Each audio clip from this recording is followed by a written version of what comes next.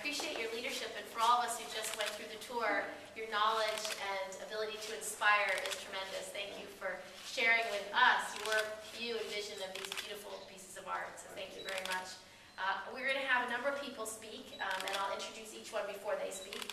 But what we are announcing today is, for the first time, top museums and cultural institutions all across New York are going to be opening up their doors to our men and women who are serving in the armed services and our veterans to come in over the Memorial Day weekend free of charge. And in New York alone, all of these institutions in the 5 boroughs, 54 museums, are opening their doors for our men and women who have served and who are currently serving. And this includes museums like the Whitney, the Drawing Center, the 9/11 Memorial, the Asian Society, fantastic places all across the city that we're all very proud of. And one of them is the Intrepid Sea, Air, and Space Museum, which is particularly exciting because we have a number of veterans here who served on the Intrepid in the 1950s and 60s. Anybody from the 40s? Me. You. He is our one World War II veteran, very brave, and Ray has actually written a book, which he just presented to me, which I will eagerly read. But thank you, Ray, for your service. He went by Stoney back then. So we're very, very grateful. We have veterans with us from our most recent engagements in Iraq and Afghanistan. We have some Vietnam veterans here as well. They obviously have all served bravely and with great distinction and honor. We are so grateful for their leadership. What we hope to do is that by this opportunity for Memorial Day weekend, we're hoping to do 2 things. One, we want to honor the brave service of the men and women who have served and who are currently serving. And we also want to highlight the beautiful and inspiring institutions that we have all across our city and all across our state. Tomorrow we'll be announcing a number of other museums statewide that will also be participating. So now I'd like to introduce our next speaker. Randall, the president of Alliance for the Arts, will be speaking.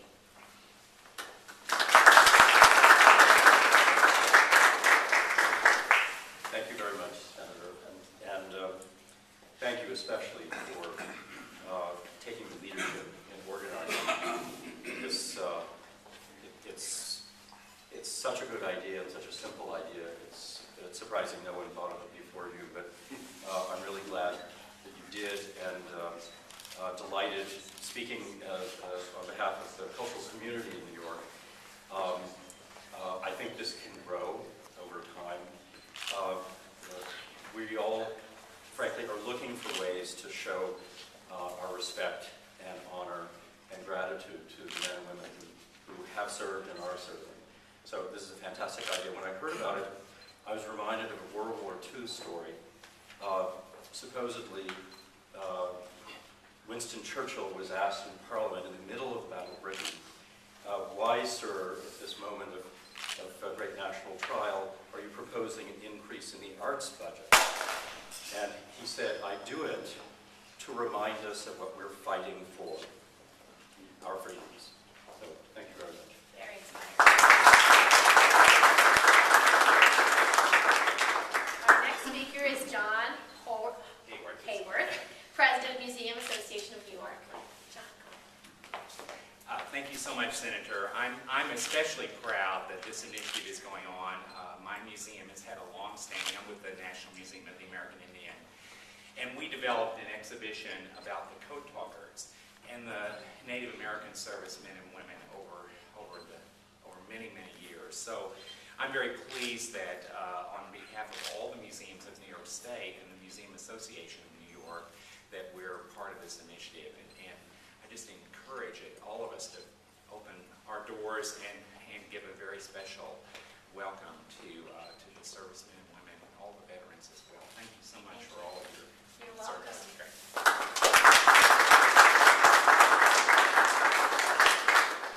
Next, I'd like to introduce Paul Rakoff, who's Iraq and Afghanistan Veterans of America. He's the head of that organization and served bravely in both wars.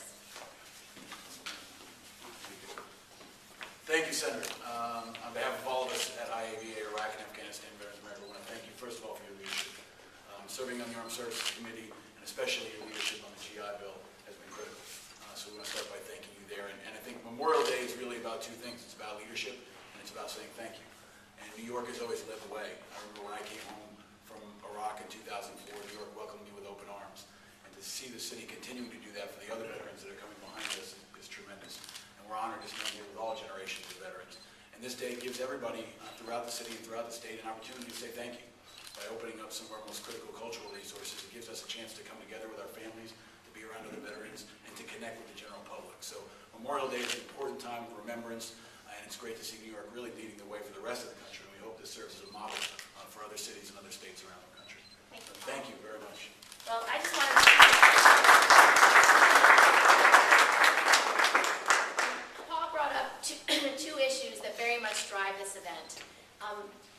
What the culture and the arts of New York provide is an interconnectedness, the ability for generations, for individuals to connect better with our communities and with each other. And to have that be highlighted with our veterans over the Memorial Day weekend, I think is so important because being able to connect better with our communities and with each other is something that the arts is a true gift that gives to all of us. And the second thing is the arts play such an important role in education. And the fact that you mentioned the GI Bill, one of the things we fought so hard for over the last few years was actually making the GI Bill mean something, to actually be able to pay the full set of fees and books and housing for our men and women who serve, because over time, since World War II, those benefits had been significantly decreased to the point where it was only paying for maybe a third of the cost of education. And so some of our young veterans are actually using the GI Bill now to be educated in some of our great institutions in New York and abroad, and that's exciting because what our cultural institutions and our museums do is provide that educational resource. It's one of the greatest highlights, and certainly any parent like myself, I bring my children to museums because it's a way to teach them not about just themselves, but about the world around them, and gives them a way to communicate and experience so many important issues. And so it is just so exciting to have the confluence of the men and women who serve in our military and who have served so bravely with our cultural and arts institutions, because it highlights where they both come together to support each other. So thank you.